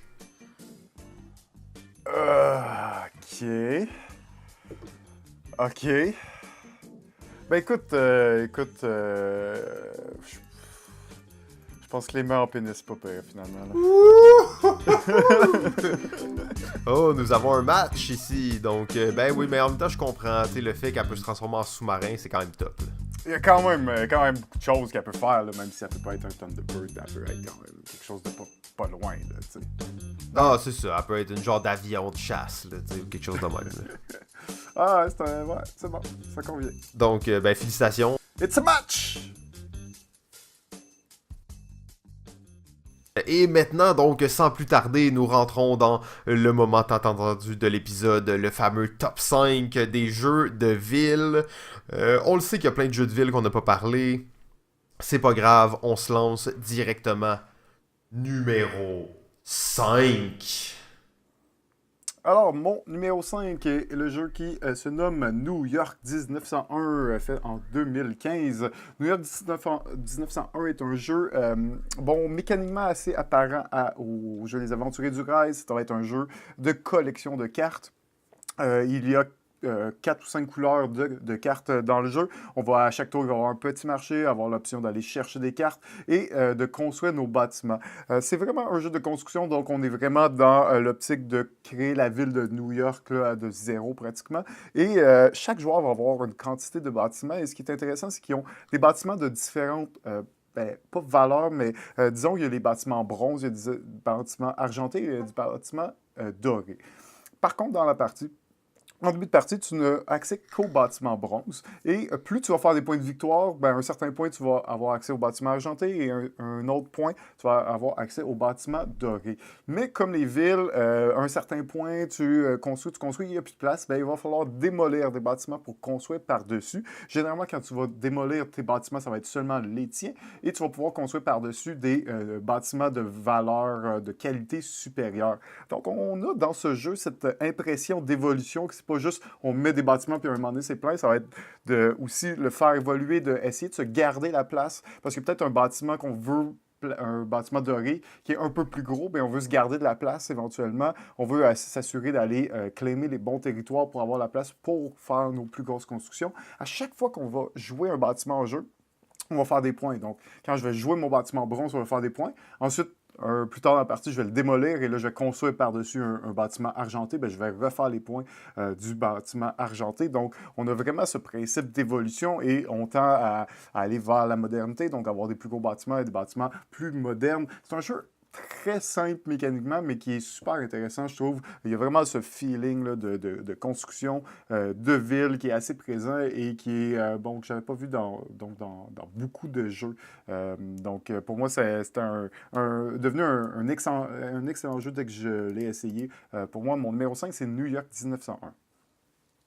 Ouais, malheureusement, je trouve que c'est un jeu qui est peut-être un peu passé sous le radar. Ouais, je suis d'accord. Peut-être parce qu'il est un peu trop simple, mais en même temps, c'est un jeu qui a une belle complexité, qui a une belle rejouabilité. C'est un très bon choix, New York 1901. Ouais, en effet, on se l'était un peu fait vendre comme le nouveau aventurier du rail et on est très loin de ça. Là. Je suis même pas sûr que... Je suis même pas sûr qu'il distribue encore là, de nos jours. Puis pourtant, ça fait juste comme 3 ans. Là. Ouais, exact. Donc, malheureusement, mais si vous avez la chance de mettre la main là-dessus, je pense que c'est un très bon jeu, assez simple, qui se joue là, assez rapidement aussi. Exact. De mon côté, mon numéro 5, c'est un choix peut-être controversé. Il s'agit du jeu The Quiet Year, qui est sorti en 2013 par Avery Adler. Pas un board game, ça? Ben, c'est ça l'affaire, tu sais, c'est pas un board game, mais en même temps, il est sur Board Game Geek. Et je parle bien de Board Game Geek et non de RPG Geek. Quoique sa fiche, elle est extrêmement développée sur RPG Geek, est pratiquement inexistante sur Board Game Geek, mais le jeu est là, le jeu existe. Et on n'est pas dans le roleplay pur parce qu'il y a vraiment des mécaniques très claires, c'est pas des campagnes nécessairement. En tout cas, c'est dur de définir un peu la différence entre un jeu d'un board game puis un jeu de roleplay. Mais The Quiet Year, c'est quoi? C'est un jeu dans lequel on va, si on veut, créer l'histoire d'un village. On va essayer en fait de faire survivre notre village une année complète dans une époque post-apocalyptique. C'est un jeu de dessin, donc ça va se passer sur une feuille où on va dessiner au fur et à mesure le village qu'on est en train de gérer. Et à chaque tour, on va utiliser un paquet de cartes standards, donc As, Pique, Dame, Roi, tout ça, pour sortir des événements. Et donc ça va être les événements de la saison auxquels on va devoir réagir. C'est pas un jeu co-op, mais presque. C'est pas tant clair si tu gagnes ou si tu perds.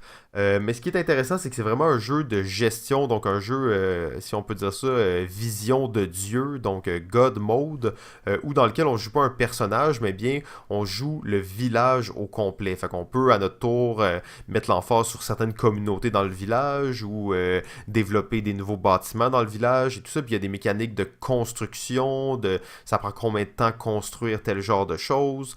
Super original comme jeu. D'ailleurs, le jeu a gagné plusieurs prix. C'est un jeu qui est gratuit en plus. Il appelle ça un print and play. Réellement, la chose dont vous avez besoin, c'est le manuel de règles parce que le reste, c'est un paquet de cartes, des dés et une feuille de papier puis des crayons. Donc, The Quiet Year, c'est vraiment un bon jeu, en fait, qui est très peu connu, là. Ben, ça a l'air très particulier, surtout que c'est un jeu de dessin en plus, donc ça a l'air vraiment, ça a l'air vraiment particulier comme truc, là. Ben, je me rappelle que t'as presque joué à ce jeu-là une fois. Ouais, mais je me rappelle plus trop pourquoi, j'ai pas joué, je pense que j'étais malade, hein. Ouais, tu dormais sur le divan à côté de nous pendant que nous on jouait. Ouais, ça a contribué à la formation de mes rêves cette fois-là, c'est vrai, c'était pas pire. J'imagine des rêves de fièvre, là, tu sais, oh, pourquoi? Oui, on vous entendait discuter et parler de ce qui se passait dans le jeu, c'était... Ouais, c'était pas pire. Ouais, donc c'est un jeu qui vaut la peine, là, quand même, pour tous ceux qui aiment le storytelling, tout ça, mais aussi la gestion quand même plus concrète, ça vaut vraiment la peine. Numéro 4. Alors, mon numéro 4 est un jeu sorti en 2016, assez récent, qui se nomme Quadropolis. Alors, dans Wow. Quadropolis, chacun de nous, on va avoir un plateau personnel sur lequel il va y avoir 32 cases, si je me rappelle bien. Et ça va être les cases dans lesquelles on va pouvoir construire nos bâtiments. Au centre de la table, il va y avoir une plaquette sur laquelle le marché de tous les bâtiments disponibles vont être présents.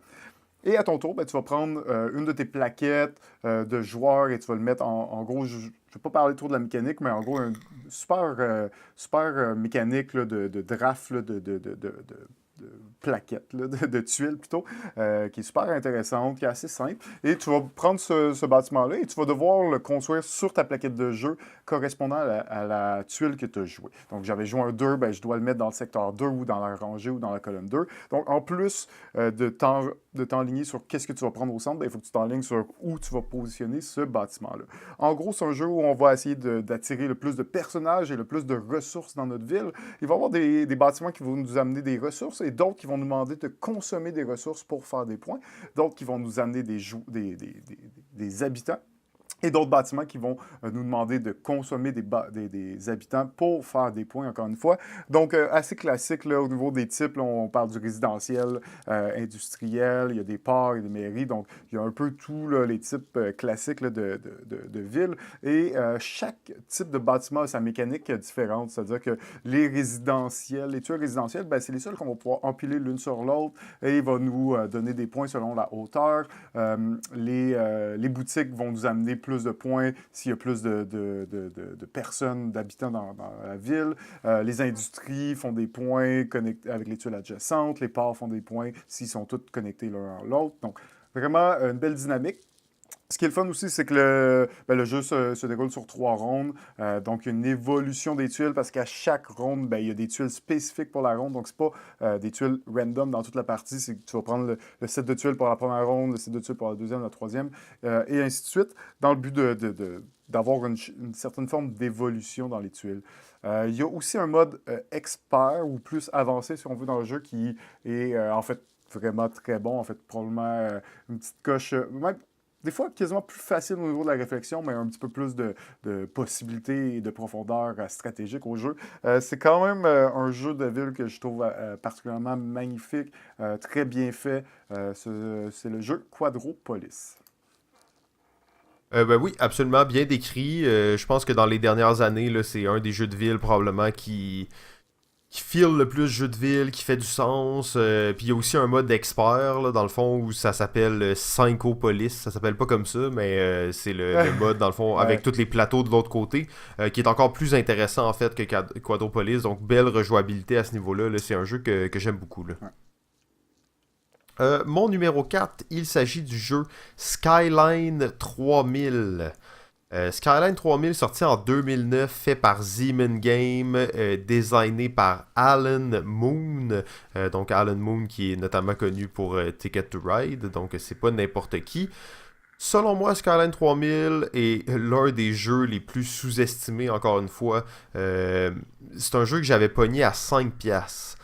Dans le temps sur internet, shipping gratuit, 5 piastres. J'étais même pas sûr si je m'étais pas fait avoir parce que j'avais acheté ça sur un site un peu bizarre, 5 piastres. Je l'ai reçu finalement et je l'ai encore dans ma collection à ce jour.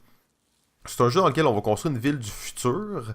Et un peu la particularité de ce jeu-là, si on veut, c'est que tu construis tes buildings dans un entrepôt. Donc tu vas empiler tes tuiles dans un entrepôt et éventuellement tu vas venir déposer tes bâtiments sur le plateau de jeu. Donc une fois que ton bâtiment il est complet, dans le fond sa hauteur maximale a été fixée, bien tu vas venir le déposer. C'est un gros jeu de majorité en fait, dans lequel on va essayer de dominer certains quartiers. La beauté un peu de ce jeu-là, il y a deux types de toitures dans le jeu. Donc on a les toits pointus et on a les toits ronds. Et il va y avoir un jeu de majorité sur chacun des types de toitures dans un certain quartier. Donc ça veut dire, mettons, on va décompter les toits ronds et on va décompter les toits pointus. Donc assez intéressant à ce niveau-là. Jeu quand même futuriste parce que tu construis une ville du futur puis tu le ressens. Et à chaque ronde, il va y avoir une espèce de phase d'enchère spéciale pour un bâtiment unique. Donc vraiment cool. C'est pas un jeu qui est très compliqué ni qui est très long. On parle d'à peu près une heure et demie. Justement, peut-être un petit peu plus gamer pour l'époque, mais maintenant c'est un jeu qui est rendu très accessible et malheureusement méconnu. Super jeu, gestion de main en plus, gestion de cartes en main, comment tu vas construire tes bâtiments. Donc très très intéressant comme jeu. J'ai pas, encore une fois, pas eu la chance de l'essayer, celui-là. C'est un jeu où, comme tu dis, ton building est fini, puis là, comme thématiquement des espèces d'hélicoptères qui viennent ramasser tes bâtisses puis les foutre dans la ville, là, c'est ça? Ouais, exactement. Dans le fond, tu vas construire tes bâtiments. Une fois que tu as placé le toit, tu sais, je dis, il y a les toits pointus, les toits ronds, ben là, ton bâtiment, il est terminé, puis tu as une limite de bâtiments que tu peux construire en même temps. Et une fois, justement, quand c'est prêt, ben là, il y a un genre de grosse machine volante qui vient le prendre puis qui le dépose dans la ville. Une chose qui est assez cool aussi, c'est que tu sais, tu peux comme réserver tes emplacements dans ce jeu-là. Donc, tu peux préventivement dire je vais me construire ici, même si ton bâtiment n'est pas terminé. Et ce que tu vas mettre, c'est des gros panneaux d'affichage en carton, mais ils sont super beaux. Fait que quand tu regardes ça, tu as vraiment une ville en 3D avec des gros panneaux écrits Coming Soon dessus. Donc, ça fait très cyberpunk, Mm. très futuriste en fait. Là. Puis, tu as vraiment l'impression qu'il y a une ville qui se construit devant toi. Là. Excellent, excellent. Numéro 3. Mon numéro 3 est un jeu qui est sorti originalement en 2001, qui s'est vu éditer une deuxième édition en 2014. C'est un jeu de l'auteur Stefan Dora et le jeu s'appelle Medina. Medina est un jeu absolument magnifique dans ses composantes. C'est un jeu absolument seulement de construction de ville, en effet, mais c'est un jeu pas de figurines, mais où tout ce qu'on va placer en jeu, ça va être des bouts de bois. Des bouts de bois qui vont représenter des temples, des auberges, des paysans.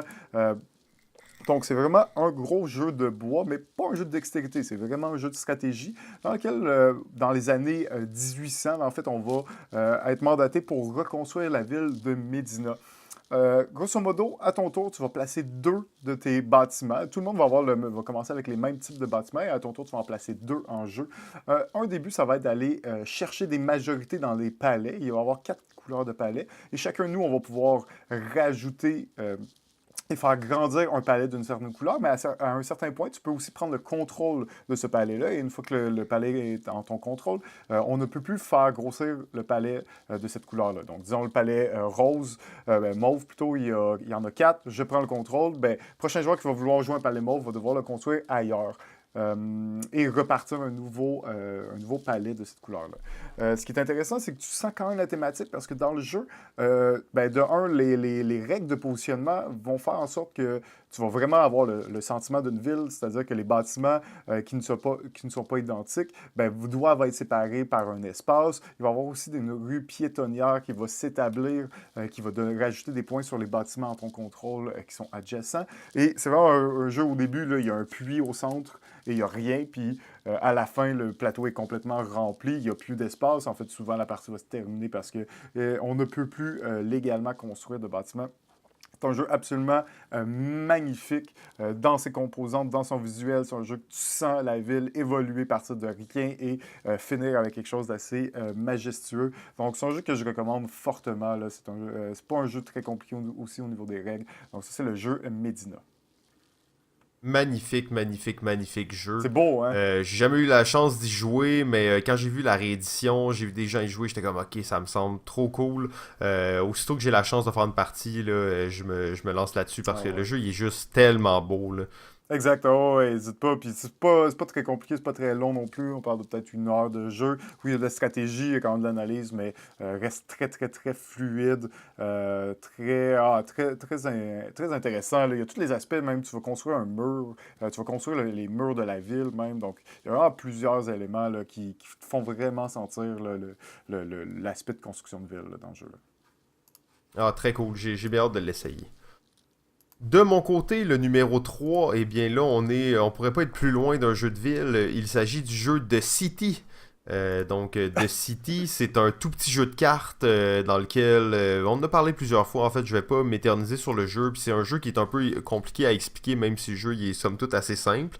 Mais c'est un jeu dans lequel on va avoir des cartes et on va construire des bâtiments. À chaque tour, on va construire un bâtiment qu'on va racheter dans notre ville, on va faire de l'argent, faire des points.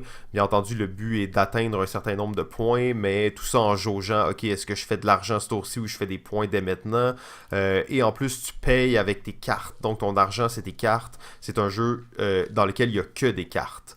Donc pour sa simplicité et aussi quand même, il y a une belle synergie entre les différents bâtiments. C'est sûr qu'on sent peut-être pas vraiment la ville qui se construit parce que ça reste un jeu de cartes assez rapide, mais on sent très bien la synergie entre les différents bâtiments. Donc est-ce que tu vas être plus résidentiel, plus industriel, plus axé sur les parcs, plus axé sur le commerce. Donc tu as beaucoup de voies différentes que tu peux essayer. Ouais, c'est un petit jeu de cartes, hein, c'est assez simple, assez expéditif. C'est vraiment un genre de jeu, une fois que t'es habitué, c'est presque frénétique jouer à ça parce que tu joues des cartes, tu piges des cartes, tu joues des cartes, tu piges des cartes, tu joues des cartes, tu piges des cartes. Puis à un certain point, tu piges comme 10 cartes par tour, mais là, t'as un maximum de 12, fait que là, il faut que t'en jettes, mais là, il faut que tu regardes qu'est-ce que tu veux construire, qu'est-ce que tu vas garder pour l'argent. Puis, c'est un peu un genre de chaos à tous les tours, tu vas faire des points, mais quand t'as mis une carte qui dit ça te donne un point, ben au prochain tour, cette carte-là te donne encore un point, puis au prochain tour, elle te donne un... Fait que tu fais juste accumuler, donc vraiment un espèce de... très frénétique. Là. Ouais, c'est ça, d'ampleur et de construction assez frénétique là, dans le jeu, là, qui est quand même intéressant pour un petit jeu de cartes là, assez simple. Ouais, quand t'es habitué à une partie, ça peut durer 10 minutes, là, donc c'est très cool. Numéro 2. Alors, mon numéro 2 est un jeu de la même compagnie de Bézier Game le jeu Suburbia que j'ai parlé un petit peu plus tôt. C'est un jeu de l'auteur Ted Altash et c'est le jeu Castle of Mad King Ludwig. Et oui, en effet, dans le jeu Castle of Mad King Ludwig, nous ne sommes pas en train de construire une ville, mais nous sommes bien en train de construire un château. Et cet aspect de construction de château est assez... Quoi? Arrête!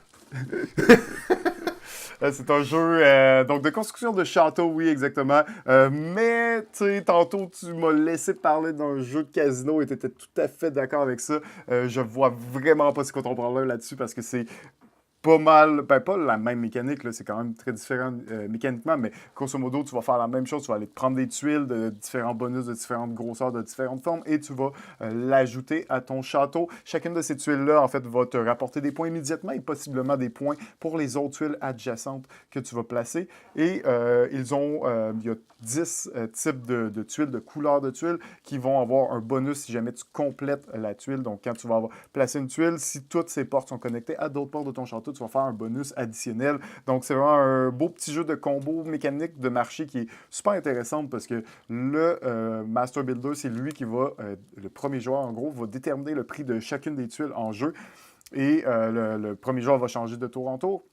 Et tu peux prendre une tuile qui était à 12 000 et la mettre à 2 000. C'est un peu toi, tu peux tout remanier le marché à ta guise. Par contre, évidemment, en tant que premier joueur, tu as le dernier choix d'achat sur les tuiles et les joueurs vont te payer à toi. Donc, si jamais tu mets des tuiles trop chères, peut-être qu'ils vont décider de te boycotter et de ne pas acheter de tuiles, donc de ne pas te procurer de l'argent. C'est un jeu absolument magnifique de construction de château et ça, c'est le jeu Castle Madkin Ludwig. Ouais, tu sais, tantôt on philosophait, on parlait de jeu, on explorait un peu. Là, c'est le top 5 là, c'est pas un jeu de ville, ça. Hey, c'est un jeu de construction qui a tout à fait le feeling d'un jeu de ville. C'est. Tu sais, si j'avais mis Vegas Showdown, je pense pas que tu t'aurais chialé, t'avais l'air absolument d'accord avec moi. Je vois vraiment pas de quoi t'en parles avec ça, là. Ah, quand même, pour venir à ta défense, c'est un jeu excellent, un jeu qui, pour moi, rentre effectivement très bien dans la mécanique des jeux de construction de ville, parce que ce que tu crées, c'est pas une ville, mais ça en a tous les aspects. Ouais. Donc, tu as différents éléments qui vont venir synergiser ensemble pour créer, dans le fond, le plus beau château possible. Le plus beau, c'est assez discutable dans le cas de Castle of the Ouais, Mad King, parce exact. que ça fait des châteaux un peu bizarres, mais le jeu est absolument excellent. De mon côté, mon numéro 2, il s'agit du jeu Chinatown. Chinatown, on en a eu la chance d'en parler souvent, un jeu dans lequel on va construire dans le fond un quartier chinois de New York au cours de plusieurs années, donc au cours de 6 années en particulièrement. Et gros jeu de négociation, tout est ouvert, tu peux trader ce que tu veux, donc bien entendu ça vient me chercher là. Le but va être de créer dans le fond des groupes de bâtiments, donc de créer le plus gros restaurant, la plus grosse usine, le plus gros magasin de poissons, Dim Soup, euh, la photo. le plus gros dim sum possible. Donc super cool comme jeu. En fait, surtout au niveau des jeux de ville, tu ressens la création de la ville, mais en plus il y a le côté échange et marchandage là-dedans qui fit très bien avec la thématique. Ouais, ben écoute, Jonathan, je me doutais qu'elle allait se retrouver dans ton top 5. C'est un jeu de construction de ville, mais en plus, c'est un jeu d'échange. Donc, clairement, il était là. Tu sais, excellent jeu d'échange hein, aussi. On a, tu sais, ce feeling de construction est quand même présent malgré qu'on pense la plupart du temps à Chinatown comme étant un jeu particulièrement d'échange. Ben, fait très bien les deux. Ouais, tu sens vraiment le quartier qui se crée, puis Ouais. qui se module avec le temps, puis les joueurs qui s'emparent de certains territoires, qui vont décider de construire certaines choses à certains endroits. Tu le sens très bien dans ce jeu-là.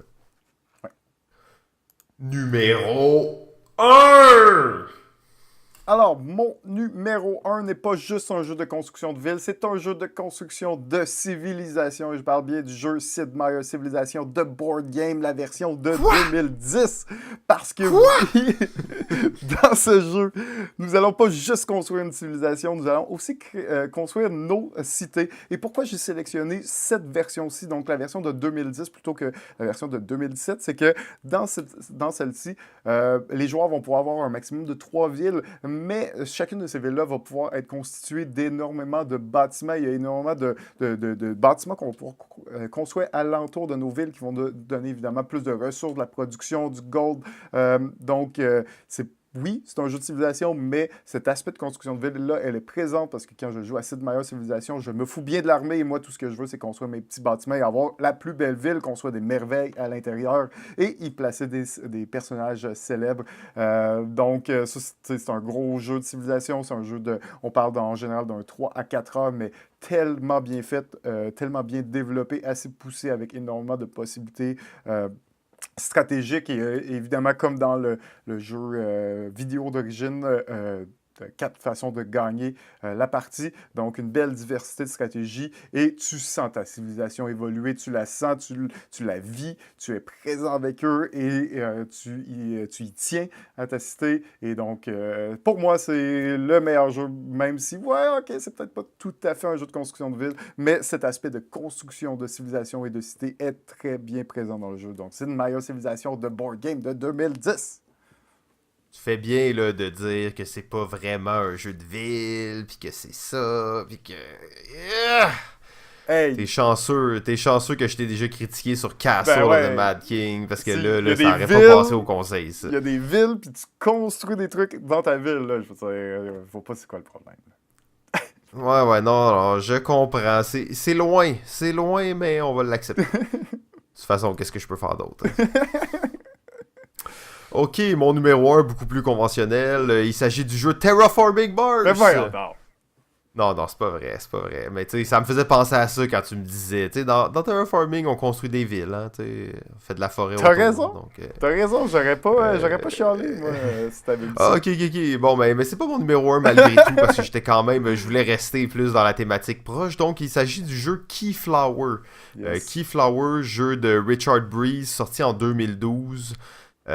Ce jeu-là, je veux dire, je le regarde encore, ça reste pour moi un chef-d'œuvre, en fait, dans lequel on va justement construire notre village dans le nouveau continent. Donc, on va construire plusieurs bâtiments sous forme de tuiles qu'on va placer avec des chemins. Donc, il y a vraiment l'aspect de construction, mais en plus, il y a tellement plus à ce jeu-là, dont une mécanique d'enchère qui est absolument unique, absolument excitante. On a aussi l'aspect de worker placement à l'intérieur de ça, donc on construit des bâtiments, mais qu'on va pouvoir activer par la suite au cours de la partie. Donc il y a vraiment tout dans ce jeu-là. Je sais qu'on a joué énormément de parties ensemble. C'est vraiment un jeu où tu sens que tu crées ton village, puis que chaque bâtiment que tu fais est important dans ta ville. Tu veux pas te retrouver avec un bâtiment que tu n'utilises pas, parce que là, tu vas le regretter, là, tu sais. Non, c'est ça. Ce qui est intéressant, c'est que tu fais pas juste mettre des bâtiments, tu fais des bâtiments qui te donnent des actions. Ces bâtiments-là aussi, en fait, les autres joueurs peuvent venir sur ton bâtiment pour faire l'action de ce bâtiment-là.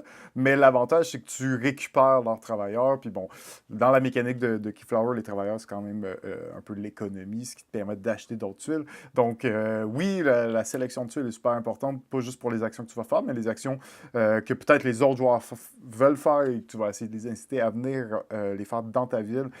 Superbe jeu, une belle mécanique, un bel mécanique d'engin. Donc, en plus d'avoir de plus en plus de tuiles, d'avoir une ville de plus en plus grosse, ben, tu sens que l'engin roule de mieux en mieux et de plus en plus bien huilé, là, plus tu inputs des bâtiments et des bons combos entre les différentes actions de tes bâtiments. Là. Oui, absolument. Donc, Keyflower, c'était mon numéro 1. En fait, c'était à prévoir. Hein. On a bossé la limite complètement. On s'excuse aux gens. On va rien couper en plus. Donc, on est réellement rendu à peu près autour de 1h30. Yep. On va essayer de finaliser ça en beauté, puis quand même rapidement. Souvent, on veut avoir un mot de la fin quand même. Tu sais, je regardais ça, les jeux de ville. On est les deux des gros fans de jeux de ville, tant vidéo que jeux de table.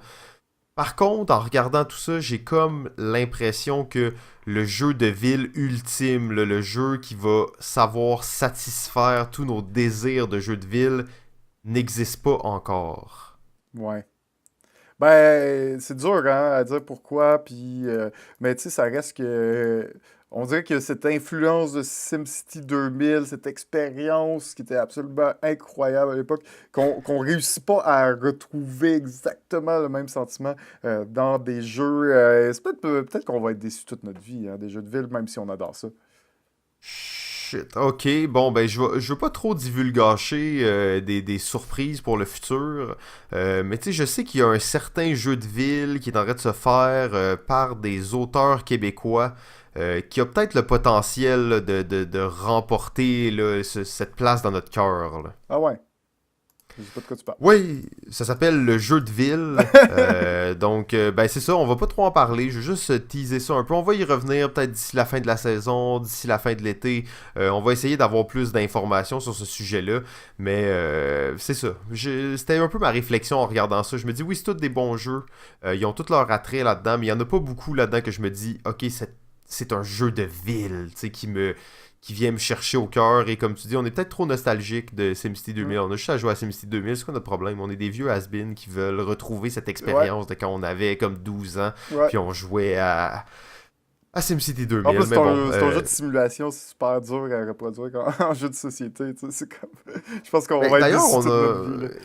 Ben, la théorie là-dessus qu'on avait émise à un certain point, c'était que les jeux de ville virtuels, donc les jeux de ville vidéo, ont l'espèce d'aspect sandbox, donc où tu peux faire n'importe quoi, il n'y a pas vraiment de but, il n'y a pas vraiment d'objectif à atteindre. Il y en a quelques-uns, mais c'est pas ça l'attrait. Alors que dans les jeux de société, souvent, les jeux de société vont être basés sur... mettons des points de victoire, des objectifs très clairs à remplir, une fin calculée. Et tout ça, donc c'est peut-être, faut peut-être attendre quelques années là, avant que le jeu s'amène à un autre niveau là, où les gens vont plus nécessairement rechercher la victoire. Là.